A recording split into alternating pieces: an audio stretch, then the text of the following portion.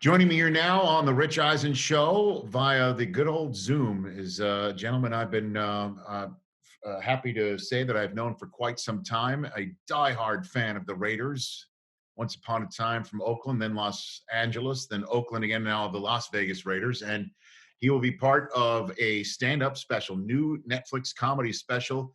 George Lopez will do it for half. That is streaming on Tuesday, June 30th, only on Netflix. The man himself, George Lopez. How are you, sir? Good to see you, Rich. Good to see you too. How's life? How's everything? Under this situation, I wish that we were all back to our lives, but we understand that, that this takes precedence. But it's been interesting. I mean, I don't think I've had this time off since I started doing stand-up.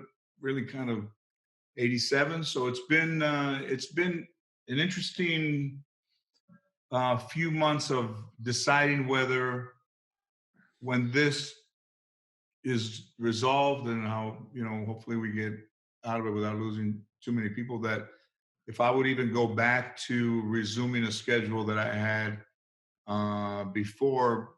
Because as you get older, you realize, do I really want to push this hard after accomplishing pretty much everything I've wanted to do. I love stand-up so much, and in sports analogies, when somebody says, why are you doing stand-up? And if you say, would Muhammad Ali have fought if he could fight till 59? I mean, would Kareem have played if he could be sharp at 59? If you could fly, would you not fly? So, those things go through my mind when you think about, I've never really disconnected. And if I do disconnect, it's so tough to connect again. So, ring rust and situations and, there's never been a shortage of things to talk about, but I've enjoyed a little bit of the solitude. Well, now that you're out, I guess, promoting this special was filmed at the Warfield Theater in San Francisco. When did you do this? At what point? When was I did it last December, I think the 14th of December. And the Warfield, I'm a huge, nobody was a bigger historian of their craft than Mike Tyson. I mean, he knew every fight. Customato had him sitting in the room. He was looking at Jack Dempsey and every great fighter. He knew their attributes, he knew their weaknesses, and they even had the body, would yell out 5-3-1, and he'd throw these combinations and stuff. And the Warfield, with looking at Nirvana in there, Jerry Garcia's dressing room is the main dressing room, looking at Janis Joplin, looking at Jimi Hendrix, looking at Jerry Garcia, the Grateful Dead, and all the signatures you see on the wall there. They had closed for renovations, I believe, and then they opened up in 2007. And at 2007, they asked me to be the first person to open, and I did 2 shows. And Carlos Santana came to see me, I believe, one of those shows, and he sat in the audience. He's like, I want to get a feel of what it's like in the audience. And then after the show, when the lights come on, he was trying to get out. In the balcony, he looked down and saw that Carlos Santana was in the aisle. And instead of waiting to, run and take the stairs down, that dude jumped from the balcony about maybe 15 feet and landed at the feet of Carlos Santana to tell him how big a fan he was. And, they held him up to his feet. They're like, hey, bro, you don't have to miss it. Oh, this is such a huge fan. And then I was backstage going, what happened to Carlos? Well, some dude jumped out of the balcony and landed on his feet, and it tripped him out, and he ended up going home. He said to tell you that he loved the show. I'll have to say, no patrons were harmed in the making of this. No patrons were harmed. That's a pretty good drop, man.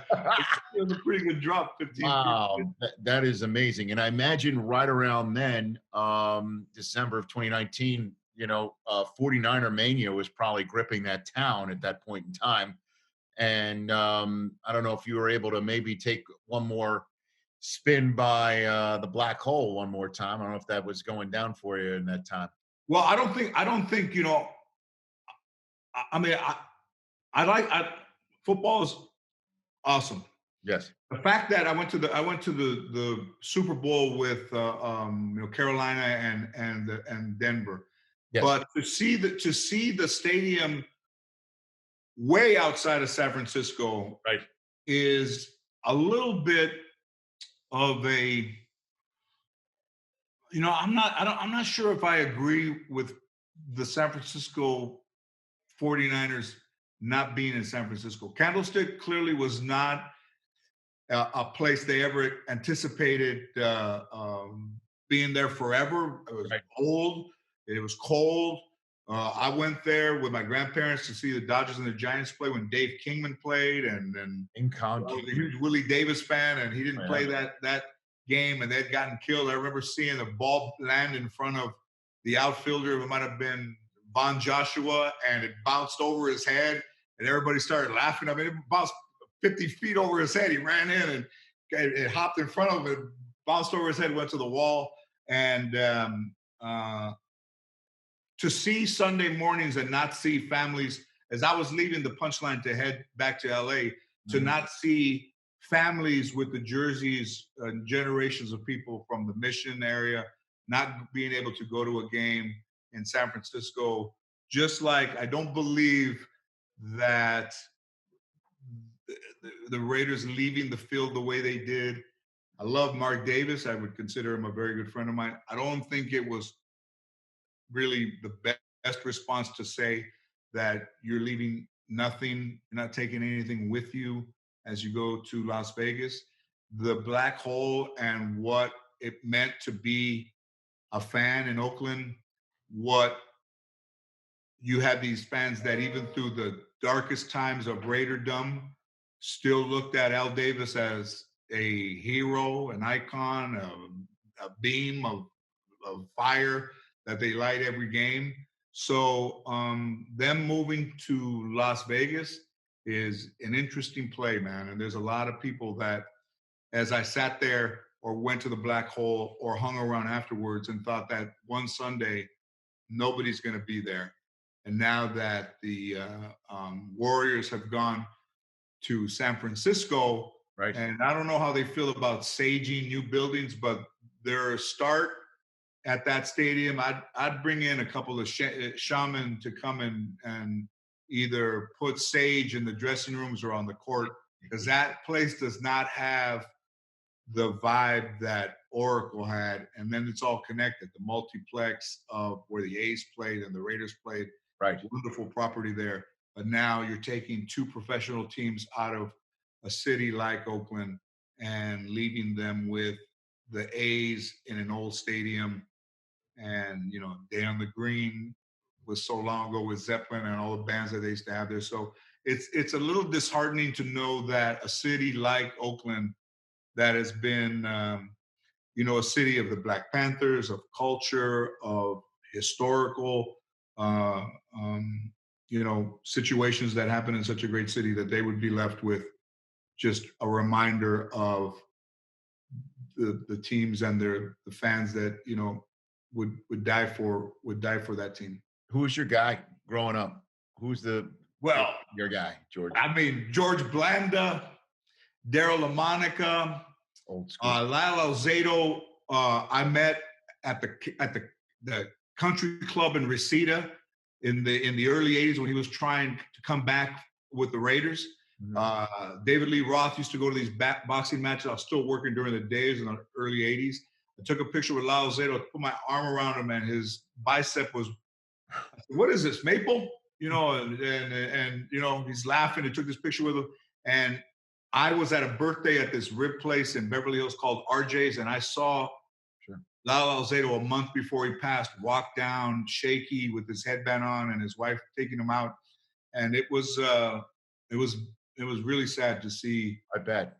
Someone like that, and you're like, "Hey, Lyle," say hi, Lyle, and to see someone that damaged from something that was so unproven that the idea of playing again, that you would risk your own life for a season of an already amazing career. Right. So those are your guys growing up, and it seems like, so right now, you're not going to follow the team to Vegas. You'll root for them. No. I listen. You go where. I mean, I was at the groundbreaking with Mark and the commissioner. And Okay. Santana was there, and Wayne Newton. It gives you an idea already of what of the fact that you can be on the field and see the Imperial Palace and see. I made a joke. I said, for kickers, everything breaks towards Excalibur. Yes, So the idea that one of the things that was great about cities that had stadiums is you could see at Wrigley, you could see at places, neighborhoods, and those things, at Wrigley, at Fenway, and then lights before Wrigley, and now they put up pretty much awnings and seats where you charge people who live across the street. They don't have the access that they used to have, and sports was never really about the money until you realize that it was all about the money. Oh, sure. And you see that it looks like the Death Star. I mean, like this is exactly what Al Davis thought, if they could move if this team somewhere and build a Death Star, literally it looks like it's going to shoot a beam out at the rebels that come in to try and win. The whole black lacquer look, the whole onyx type feel. The T-Mobile Arena looks like a pot that they bring you steamed rice in when you're at a Japanese or Chinese restaurant. I go, oh, you wanted rice? It looks like it's a bamboo thing that you put rice on top. Hey, everybody, just dig in and get this rice. So clearly, the NHL works in Las Vegas. Maybe I don't believe that. Right. The Clippers belong in Los Angeles. The Clippers became the Clippers in San Diego because of the Yankee Clipper or the Clippers being sailors. But when you cover up 16 banners with players on the Clippers, when the Clippers share the arena or Staples Center is disingenuous to a team that's won 16 championships. I don't think anybody would ever dare to go to whatever the Boston Garden is now and put banners over the championship Celtic banners. Well, look, man, I'm looking forward to seeing your special. Give everybody what a little taste of what to expect when they stream. It's just more of the same of just a good old fashioned classic George Lopez. This is I've created an uncle alter ego that I had these uncles. It's a combination of all of them that they told my uncle not to drink.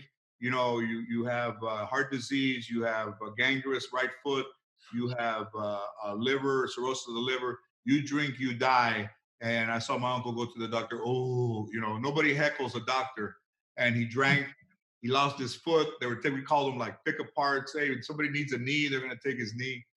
And it is about a little bit of what's going on now with some immigration stuff. It's all the family stuff. And it's a little bit ridiculous to think that we all need to know where our food came from. If they said, hey, these tortillas are handmade, they're like, whose hands? Was the chicken humanely put down?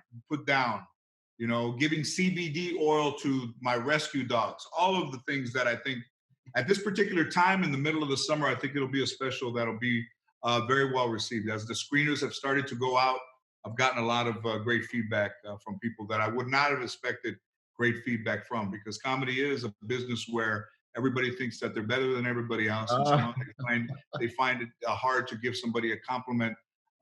When I used to think that the fact that all these Latino comedians would never say, I was inspired by George Lopez, when clearly I was doing it while they were still in elementary school. So I don't need the confirmation, because I've pretty much have done everything I ever aspired to do. So sure. You're just playing with house money now, Rich. Well, before I let you go, who was on tour? Who was out there with you in '87 when you started? Who was out there with you? Who you were opening for? Or who were you? Who did? Well, I started in 1979. I quit my job at '87. So in '79, Jay Leno was there. David Letterman wore a Ball University T-shirt. He drove a pickup truck to and from the Comedy Store. Gary Shandling was at the Comedy Store in Westwood. Howie Mandel, Tim Thomerson, Yakov Smirnoff, Pryor. I remember when we were there, we heard this incredible commotion coming from the main room, and Robin Williams was on stage. He opened this door. Robin Williams is on stage in his Mork and Mindy costume. He must have came from Paramount, in the Right. suspenders and the pants, and uh, Rock, Seinfeld, Arsenio, Richard Pryor. I saw idling in a yellow Corniche Rolls Royce in front of the Comedy Store by himself, listening to his set on a micro cassette recorder. Just the greatest period of time Doubt. in a 18-year-old Chicano from the San Fernando Valley's life. I could not have asked for, even though I didn't know him, I could not have asked to see better representation of comedy. I met Dick Gregory. I saw Dick Shawn. I became friends with Richard Pryor. I know Chris Rock, Eddie Murphy, and I are friendly. And then Arsenio and I have been friends for 31 years. So as a fan of it, I never thought I was better than anybody. I just wanted to be me. And to know all these guys and to know musicians the way I know musicians, and to just be able to, play golf. And I played golf with Scottie Pippen yesterday at Lakeside. To see these guys, and golf has been a great way to do that. It's not a bad life, Rich. It sure is. What did you talk to Scotty about the Last Dance documentary? We talk a little bit about the Last Dance. A guy was talking to him about a guy who invented the barcode that owns a tremendous amount of property in Chicago, tremendous car collection, 2 buildings. And they said, like Jay Leno, he goes, this guy goes to Jay Leno goes to this guy to see if he'll sell him cars. But we a little bit about the Last Dance, not a lot about it. I realize that they want to be left alone. But hey, when Michael Jordan, when he left, we said, if Michael Jordan says that none of this would have been accomplished by not having Scottie Pippen at my side, you realize that the greatest, arguably one of the greatest players to ever play basketball, says that I would not have done what I did without having the guy who shot 97 by my side. That's right. Hey, you're the man. George, thanks for the time. Yeah, man, of course, anytime, Rich. Great to Let's catch do it up. on the regular now. That it only took 13 years to get. I know it took a long time, but at least better late than never. George, I appreciate it. You got it. George Lopez, Will Do It for Half, can be starting to stream on the 30th, Tuesday, streaming on Netflix only. That's George Lopez here on The Rich Eisen Show.